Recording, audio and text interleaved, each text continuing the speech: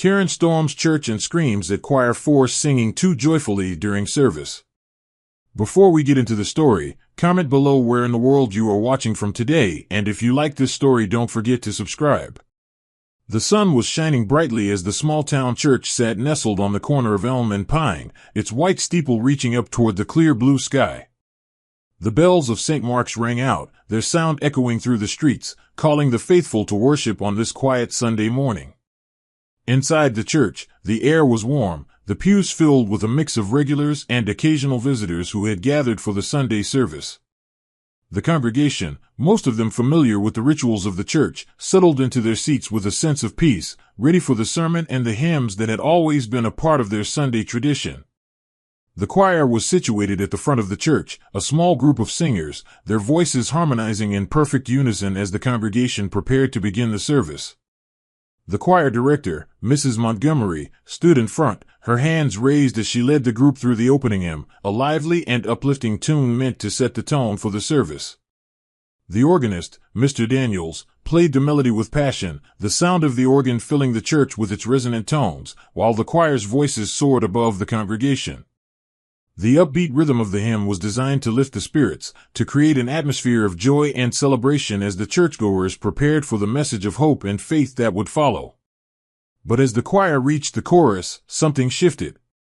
A cold, sharp voice cut through the harmonious tones of the music, startling the singers and sending a ripple of confusion through the congregation. "This is ridiculous," the voice cried out, loud enough to be heard by everyone in the church. The room fell silent as all eyes turned toward the back of the church, where Karen stood at the entrance. Her arms were crossed tightly over her chest, and her face was contorted in a scowl, a look of sheer disapproval. She had been a member of the church for several years, though she wasn't one of the more regular attendees, and it was clear that she wasn't happy with what was unfolding in front of her. Too upbeat. "This isn't a celebration, it's a service," Karen continued, her voice rising with frustration. "You're supposed to be worshiping, not putting on a performance. This is supposed to be solemn, reflective. The music should reflect that, not sound like some kind of parade." The choir faltered for a moment, their harmonies breaking as they exchanged confused glances. Mrs. Montgomery, who had always prided herself on leading the choir with grace and humility, looked taken aback. "Excuse me, Karen," she began softly, trying to maintain her composure, "this hymn is meant to bring joy and uplift our spirits. It's a reflection of the joy we feel in our hearts during worship." But Karen wasn't hearing it. Her anger seemed to grow with each passing second, and she marched down the aisle toward the front of the church, her steps loud and determined. "No, no, no," she said, her voice sharp. "I've been coming here for years, and I've never once heard a hymn like this in church. It's too upbeat. It's too much. You need to slow down and get back to the proper tone. You need something more somber, more reverent, not whatever this is." The pastor, Reverend Martin, had been calmly delivering his sermon from the pulpit, his voice soft and steady as he spoke about faith, hope, and community. But as Karen's outburst grew louder and more demanding, he paused mid-sentence, his gaze shifting toward the disturbance. He saw the choir's discomfort and the uncomfortable glances exchanged among the congregation. It was clear that the service had been interrupted, and as the moments stretched on, Reverend Martin's patience began to wear thin. He raised his hand, signaling for quiet, his voice ringing out with an authority that instantly silenced the room. "Karen," he said, his tone calm but firm, "I understand you may not enjoy the music, but this is not the time or place for such a disruption. We are here to worship, and the music is a vital part of that worship. The choir is doing their best to lead us in praise, and they deserve our respect." Karen stood there, her face flushed with anger, but Reverend Martin did not relent. He was used to disruptions, having dealt with various personalities and issues over the years, but there was something about the way Karen was acting that seemed particularly out of place. She wasn't merely offering feedback, she was demanding, berating, and making it clear that she felt entitled to control the service. "This is not the way we do things here," Reverend Martin continued, his voice unwavering. "If you're unable to participate in the spirit of worship, I'm afraid I must ask you to leave the service. We do not allow disruptions during the sacred time of worship." For a moment, Karen seemed taken aback, as though she had not expected such a response. She looked around the room, her eyes darting from face to face, hoping for some sign of support, but what she saw was only a quiet, uncomfortable silence. The other congregants had begun to shift in their seats, and some looked down at their hymnals, avoiding her gaze. It was clear that the atmosphere in the church had shifted. The support she had hoped for was nowhere to be found. Her face reddened as the realization set in that she was not going to win this battle. The choir, who had been the target of her ire, were now watching her warily, their expressions a mix of confusion and concern. They had come to church to sing, to offer their voices in praise, not to be berated and humiliated by one of their own. Reverend Martin, standing tall in the pulpit, did not back down. "Karen," he said once more, his voice soft but final, "if you cannot respect the sanctity of this service, I must kindly ask that you leave. We are here to worship, not to create chaos." The silence in the room was deafening as everyone waited for Karen's response. Her anger, which had been so loud and unrelenting just moments ago, seemed to drain from her, replaced by an uncomfortable stillness. She opened her mouth as though to say something, but no words came out. Instead, she turned on her heel and, without another word, stormed out of the church, her footsteps echoing down the aisle as the heavy door slammed shut behind her. For a long moment, no one moved. The choir, who had been so unnerved by Karen's outburst, stood frozen, unsure of what to do next. The congregation sat in stunned silence, unsure of how to respond to the abrupt end to the scene that had just unfolded before them. But then, as if on cue, Reverend Martin cleared his throat and smiled softly. "Let's continue with our service," he said gently, his voice now calm and steady once more. "We are here to worship, and that is what we will do." The choir, though shaken, began to pick up their music again, their voices resuming their joyful harmony as they continued to sing. The organist, Mr. Daniels, resumed playing, the familiar sound filling the church once more. The congregation, after a moment of pause, began to sing along, their voices rising in unison as the spirit of worship was restored to the room. It was an unusual moment in an otherwise peaceful service, but as the music continued and the service went on, there was a collective sense of relief. The disruption had been dealt with calmly, with dignity, and the sense of community that had always been at the heart of the church service was allowed to thrive once more.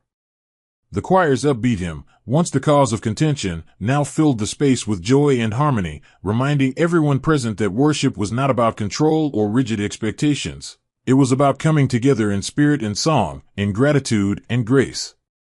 And as the service continued, there was an unspoken sense of unity that filled the room, as if the church had reaffirmed its purpose in the face of chaos. It was a small victory, but one that reminded everyone present that the heart of worship could never be silenced, no matter the disruptions that came their way.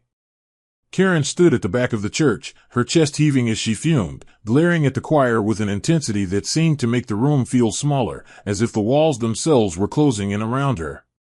Her eyes flickered from one face to the next, noticing the way the choir members seemed to falter under her gaze, the uncertainty in their eyes mirroring her own frustration. She had never been one to hold her tongue, and the music, too loud and far too upbeat for her liking, had triggered something in her. The sheer joyfulness of the hymn was an assault on her senses. It wasn't the way a service should be conducted. It should be reverent, solemn, something that invited contemplation, not exuberance. How could anyone expect to connect with the divine amidst this raucous display of energy? She had come to church that morning seeking peace, a moment of reflection, but instead, she found herself overwhelmed by what she perceived as an overt display of unchecked enthusiasm. The voices of the choir, harmonizing with the music, seemed to echo through her mind, filling her with annoyance. They weren't singing with reverence, in her opinion, they were performing. She could almost see the disapproval flashing in the eyes of the older members of the congregation, who she knew must share her sentiments.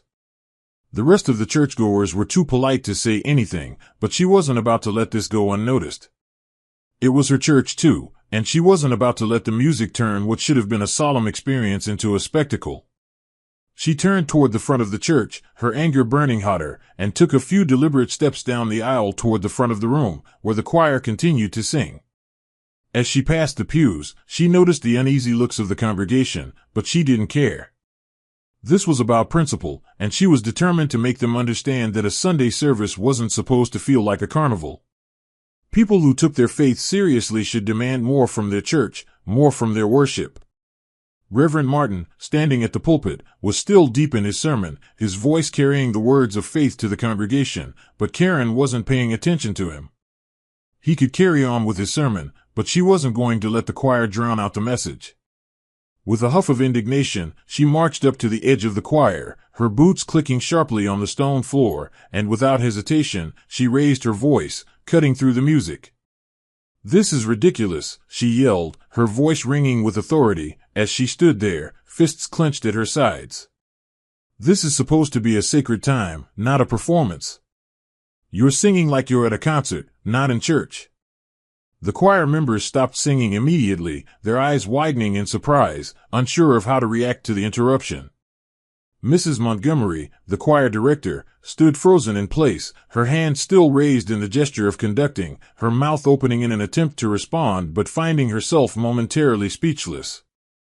The congregation, too, seemed taken aback, as though they were unsure whether this was part of the service or an outburst that had come out of nowhere. The organist, Mr. Daniels, paused his playing, though he looked confused as he glanced from Karen to the choir. The room was filled with an uncomfortable tension, as everyone waited for what would happen next.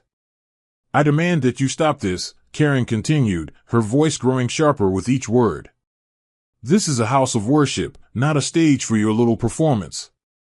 The music is too loud, too fast. It's completely disrespectful. We need something more solemn, more reverent. This isn't the place for joy-filled melodies. You should be singing with quiet reflection, not whatever this is."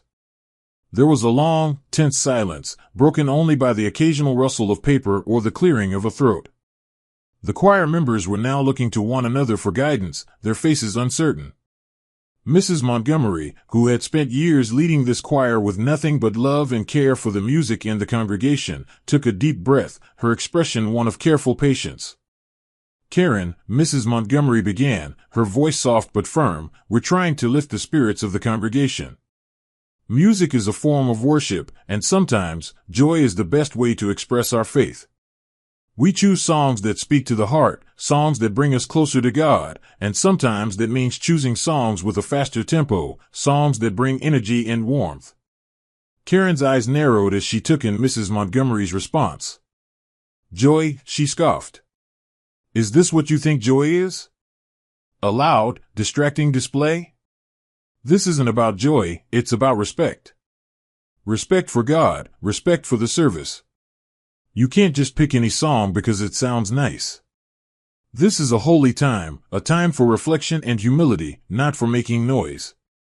Mrs. Montgomery stood her ground, but her posture shifted, a subtle sign that she was starting to feel the weight of the exchange.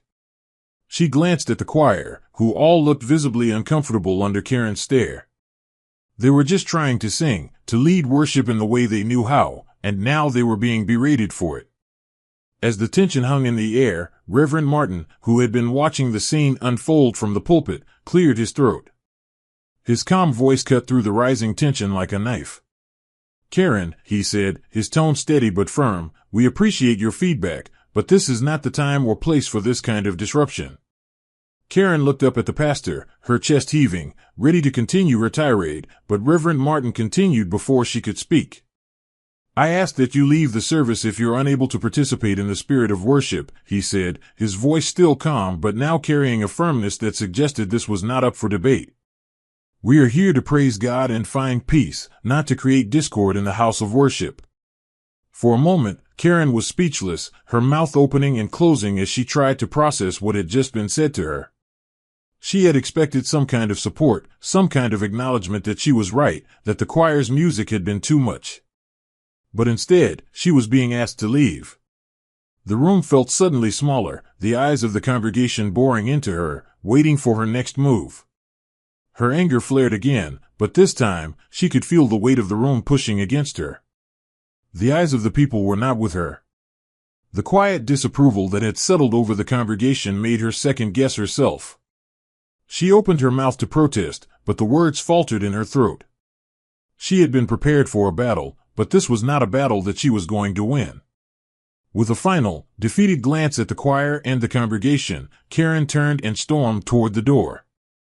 Her heels clicked sharply against the wooden floor, and the sound of the door swinging open and then slamming shut behind her was the last sound that echoed through the church. For a long moment, no one spoke. The choir remained silent, unsure of what to do next, as Reverend Martin stood at the pulpit, looking out over the congregation with a calm demeanor. Slowly, people began to settle back into their seats, some shaking their heads, others sighing in relief. The tension in the room had lifted, but it was clear that the moment had left its mark. Reverend Martin waited a beat before speaking again. "Let us continue with our service," he said softly, his voice full of peace. "We are here to worship, and that is what we will do." The choir, shaken but composed, began to pick up where they had left off. The organ played once more, and the congregation joined in, their voices rising in a unified song, this time with a new sense of purpose, a renewed sense of community. The joyful hymns filled the air again, not with the force of a performance, but with the heartfelt expression of worship that Karen had failed to recognize. And as the music swelled around them, the peace of the church settled back in, the service continuing as it had always been meant to, in unity and faith. As the choir continued with their hymn, a quiet hum of voices filling the church with a sense of serenity, there was a palpable shift in the air. Reverend Martin, standing at the pulpit, glanced over the congregation, his eyes lingering on the faces of those who had witnessed Karen's outburst and subsequent departure. The room felt lighter, the weight of tension that had filled the space now dissipating like fog in the morning sun. The voices of the choir, though still energetic, seemed more subdued now, the earlier exuberance tempered by the events that had unfolded. The congregation, though some remained visibly uncomfortable, had begun to settle back into their places, the discomfort slowly melting away as they followed the rhythm of the music, returning to the peace that the service was meant to offer. The disruption, however brief, had left its mark. A few heads turned toward the back of the church as if expecting Karen to storm back in, her angry steps echoing down the aisle, but there was only silence. The door remained shut. And while the music filled the room, there was an unspoken acknowledgement between the congregants that things had been unsettled. It was a delicate balance, one that had been disturbed by the force of Karen's anger, and it would take a little while for that balance to be restored. For Reverend Martin, the moment was a reminder of the challenges he faced in leading a congregation that, though filled with good and faithful people, also carried with it the complexities of human emotions, opinions, and expectations. As he stood there, continuing the sermon he had been delivering before the disruption, his voice carried a quiet wisdom, a reminder that faith, like the music they had just witnessed, was not always about perfection or conformity. It was about unity, about the collective effort to come together, despite differences, and to worship in a way that honored the spirit of the moment. Let us remember that our service here today is not for any one person, but for the community, Reverend Martin said, his words directed as much at the congregation as at himself. We may all have our ideas about how things should be, about what is right or wrong, but we come together, not to demand our own way, but to find common ground in our faith. We do not choose our hymns, our prayers, or our traditions for the sake of showing off or putting on a performance, but to uplift one another and, most importantly, to honor God. The congregation, most of whom had settled back into their seats, responded with a soft murmur of agreement, the tension of the earlier moment beginning to recede into the background. There were a few glances exchanged, some apologetic, others contemplative, as if everyone was processing the moment in their own way. It was clear that Karen's outburst had not just disrupted the service, it had disrupted the sense of shared purpose, the collective experience that made the church feel like a home. And yet, as Reverend Martin's words washed over them, the sense of unity slowly started to return. The music had resumed its flow, gentle yet resolute, and the room was once again filled with the sound of shared faith. Despite this, Karen's departure hadn't gone unnoticed. In the minutes following the interruption, several members of the congregation whispered among themselves, exchanging words about the situation. While the majority of them had quietly returned to their own thoughts and prayers, there was still a lingering sense of discomfort that couldn't be entirely ignored. Some were grateful that Reverend Martin had handled the situation with such calm authority. Others felt sympathy for Karen, wondering whether she had been simply having a bad day, one where her frustrations had gotten the best of her. There were a few who felt Karen's complaints were valid, though they might not have expressed it as forcefully as she had, while others felt a sense of quiet justice in the way she had been asked to leave. It wasn't the first time someone had disrupted the service. Churches, after all, were spaces for people to wrestle with their thoughts, their emotions, their pain, and it likely wouldn't be the last. But what made this particular situation different was how quickly it had been resolved. Reverend Martin had stood firm, asserting his authority not with anger or judgment, but with calm, deliberate words that left little room for argument. And in doing so, he had quietly reminded everyone present that worship wasn't just about the music or the sermon or the rituals. It was about creating a space where people could come together, leaving their disagreements at the door, and unite in faith. As the service continued, the music gradually shifted to a more solemn hymn, the pace slowing, the tone softening. The organ, which had been playing with such exuberance earlier, now played with a quiet dignity, the gentle chords echoing through the church, pulling the congregation into a moment of quiet reflection. The choir, now visibly more relaxed, sang with a sense of reverence, their voices blending together in perfect harmony, no longer carrying the exuberance that had so upset Karen, but instead embracing the somber tone that reverence demanded. It was as though the music itself had adapted to the shifting mood of the room, responding to the disruption with a quieter grace, a reminder that, like the ebb and flow of life, worship could be joyful and solemn in equal measure. As Reverend Martin wrapped up his sermon, his words now a gentle guide for those who had come seeking comfort, he emphasized the power of forgiveness and understanding. He spoke about how their differences, whether in music or belief or temperament, were not obstacles to be overcome, but opportunities to deepen their faith. "We are not here to judge one another," he said, his voice steady, "but to support one another as we walk this path together. None of us are perfect. We all have moments where we falter, where we misunderstand one another. But it is in those moments that we can choose to extend grace, to offer understanding, and to build a community that is stronger because of our differences." The words resonated with the congregation, and there was a collective sense of resolve as they sat in silence for a moment, letting the message sink in.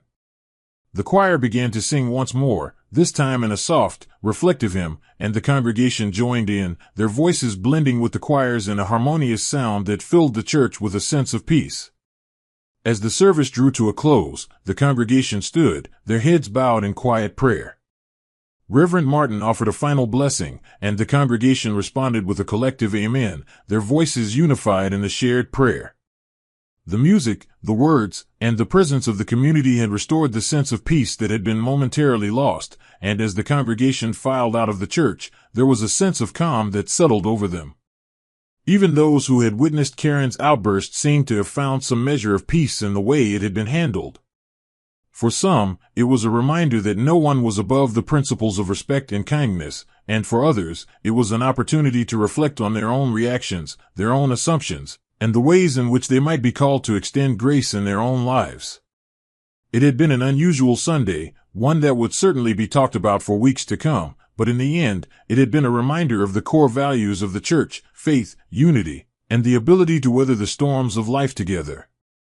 And as the last of the congregants stepped out into the bright sunlight of the afternoon, there was a sense that, despite the disruption, the service had succeeded in its most important goal, to bring the community closer, to build bridges where there were walls, and to remind them all of the power of worship, music, and grace. As the final hymn echoed through the church, its solemn tones filling the space with a sense of peace, the service began to wind down, the crowd slowly making their way to the exit.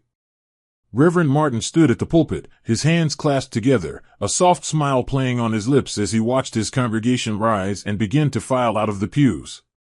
The atmosphere had shifted dramatically since the earlier disruption, the earlier tension having been replaced by a quieter, more reflective mood. The events of the service had unfolded in a way that no one had anticipated, and yet, the very act of navigating through the discomfort, of continuing with the service despite the challenge, seemed to have brought the church closer together.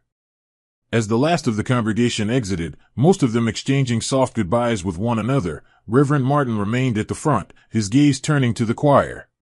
The choir members, who had been rattled by Karen's outburst, now sat in their seats, quietly talking amongst themselves, the light from the stained glass windows casting colorful shadows on their faces. Mrs. Montgomery, still standing, her hands folded in front of her, exchanged a few words with the choir members, trying to reassure them and help them settle into the calm of the moment. Leo, who had been sitting quietly in the back, observing everything from his position, found himself hesitating at the exit. He wasn't sure what had compelled him to stay longer than usual, to not immediately gather his things and leave like he normally did after a service. Perhaps it was the feeling of relief that had settled over him, the reminder that sometimes things didn't go according to plan, but that didn't make them any less meaningful. He stood there for a moment, taking in the church, the choir, the people, and he couldn't help but feel a sense of gratitude, even for the disruption. In that brief moment of chaos, something important had been reaffirmed, something that reminded him of the strength of community, the ability of people to come together in the face of adversity. He looked up toward the front, meeting Reverend Martin's eyes across the room. The pastor nodded at him, a small, knowing smile forming on his face. It was as if he could sense what Leo was feeling. Perhaps he too understood that in the midst of conflict, there could still be moments of clarity, of peace. Leo returned the nod, feeling a quiet appreciation for the pastor's calm, for his ability to maintain control when things threatened to spiral out of hand. It was something that Leo admired deeply. The reverence, the respect, the way Reverend Martin had handled Karen's outburst with dignity rather than anger, had resonated with him. It reminded him that sometimes, the most profound moments of grace came not from perfection, but from the ability to weather the storm, to allow space for others, to invite them back even when they had disrupted the peace. As the last of the churchgoers left the building, Leo took a deep breath and turned to leave. But before he could move toward the door, he felt a tap on his shoulder.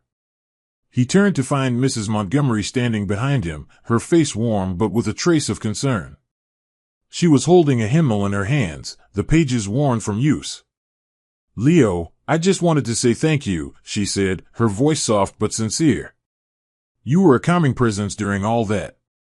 I know it wasn't easy, but you helped keep the spirit of the service intact, and I'm grateful for that." Leo blinked in surprise, his hand instinctively reaching up to adjust the guitar case slung over his shoulder. He hadn't expected to be acknowledged for his role in the service. He was just a bystander, an observer, someone who had been present in the moment but hadn't contributed much beyond that. "I didn't do anything," Leo muttered, though his words were more out of modesty than anything else. "I was just trying to stay out of the way." Mrs. Montgomery smiled, her eyes glimmering with understanding. "Sometimes, Leo, the mere act of staying calm in the face of chaos is enough to make all the difference. You weren't just staying out of the way, you were offering a steady presence when everything around us seemed uncertain. That's a gift." Her words lingered in the air for a moment, and Leo felt something shift within him, something that was hard to describe. He had been through so much, and yet, hearing Mrs. Montgomery's words, hearing someone acknowledge the quiet strength he often tried to hide, made him feel a sense of pride he hadn't realized he needed. It was a small thing, a brief moment, but it felt like a step toward healing, toward finding a place where he didn't have to apologize for his presence, where he didn't have to explain why he was there. "Thank you," he said finally, his voice quiet but full of sincerity. "I appreciate that." Mrs. Montgomery nodded, her smile widening. "You're always welcome here, Leo. You don't have to be anything other than who you are." As she walked away to join the other choir members who were now gathering their things and preparing to leave, Leo stood there for a moment longer, the words echoing in his mind. The feeling of community, of belonging, seemed to settle in his chest, and for the first time in a long while, he didn't feel like an outsider.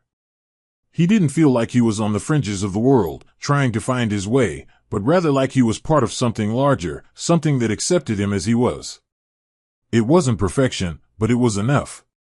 It was more than he had expected when he had first walked through those church doors so many weeks ago. With a deep breath, Leo finally made his way to the door, stepping out into the cool evening air. The sun had set, and the sky was now painted in hues of purple and orange, the stars beginning to blink into view overhead. He paused for a moment, standing at the threshold of the church, looking back over his shoulder as if to take in the sense of peace that had returned to the space. He knew that the church, like all things, was imperfect, filled with human frailties and frustrations. But it was also a place where people came together, where they offered grace to one another, and sometimes that was all that was needed. The music, the sermon, the quiet moments of reflection, they were all part of the same thing, a journey of faith and understanding, of allowing each other to be human, even in the face of conflict. As he walked down the steps and into the night, Leo felt a quiet sense of closure settle over him. It had been a long road, full of twists and turns, but in this moment, he felt like he was moving forward, not alone, but with a community that had silently acknowledged his presence, his struggles, and his place in the world. And for the first time in a long time, Leo knew that he wasn't just another face in the crowd, he was a part of something, and that was enough. The road ahead was uncertain, but with each step he took, he felt a little more ready to face whatever came next.